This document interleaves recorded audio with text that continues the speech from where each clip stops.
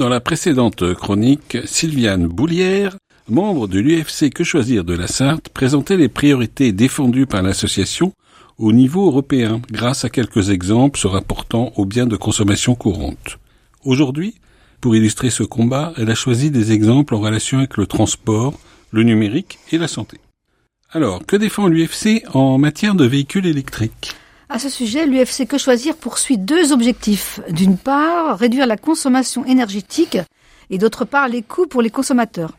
L'objectif doit être de favoriser la mise sur le marché de véhicules plus petits, plus légers et moins énergivores, afin d'éviter que le secteur du transport ne devienne un trop grand consommateur d'électricité et de matières premières critiques nécessaires aux batteries. Ainsi, il est essentiel de prendre en considération tout le cycle de vie du véhicule, de l'extraction des matières premières à la fin de vie. Que suggère-t-elle par rapport à l'information des acheteurs de voitures ? À ce sujet, l'UFC Que Choisir appelle à une réforme ambitieuse par la création de labels automobiles. L'étiquette énergie devrait intégrer une information sur la performance économique, alors coût d'utilisation kilométrique, la performance environnementale, analyse de cycle de vie, émissions d'autres polluants. Ces indications devraient également s'appliquer aux véhicules électriques. Des données sur le temps de recharge et la durabilité de la batterie devraient également être fournies. De plus, lors des ventes sur le marché de l'occasion, un certificat de l'état de santé de la batterie devrait exister. Une information sur la consommation réelle du véhicule thermique pourrait également être fournie. Abordons maintenant le domaine du ferroviaire. Voyager en train permet de réduire son impact carbone. Cependant, si l'on souhaite promouvoir ce mode de transport, encore faut-il que le train devienne beaucoup plus pratique, accessible et abordable.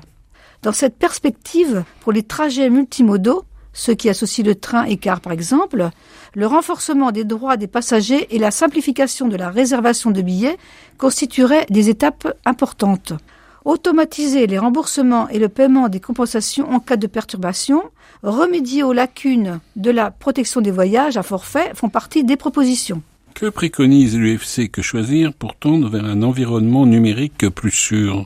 Prenons l'exemple de la lutte contre la fraude bancaire en ligne. L'UFC Que Choisir défend le respect du principe du remboursement immédiat en cas de fraude et une meilleure prise en compte des nouvelles formes de fraude. Face aux hackers, toujours plus inventifs, exemple spoofing ou usurpation du numéro de téléphone, il faudrait définir beaucoup plus strictement la négligence du consommateur aboutissant au non-remboursement. Autre cheval de bataille, celui de donner aux consommateurs davantage de contrôle et de garantie sur l'utilisation de leurs données personnelles. Et pour finir cet entretien, quelles sont les propositions de l'UFC Que Choisir pour défendre la préservation de la santé des Européens ? Prévenir les pénuries de médicaments et permettre aux États membres qui le souhaitent de rendre le Nutri-Score obligatoire sur leur territoire constituent des exemples de mobilisation. En conclusion, quels sont les engagements de cette association ? Par ces actions, l'UFC Que Choisir se mobilise pour une consommation responsable, respectueuse des enjeux sanitaires, environnementaux et sociétaux. Elle porte la voix des consommateurs auprès des décideurs du secteur privé et des autorités publiques, aussi bien à l'échelon français qu'européen.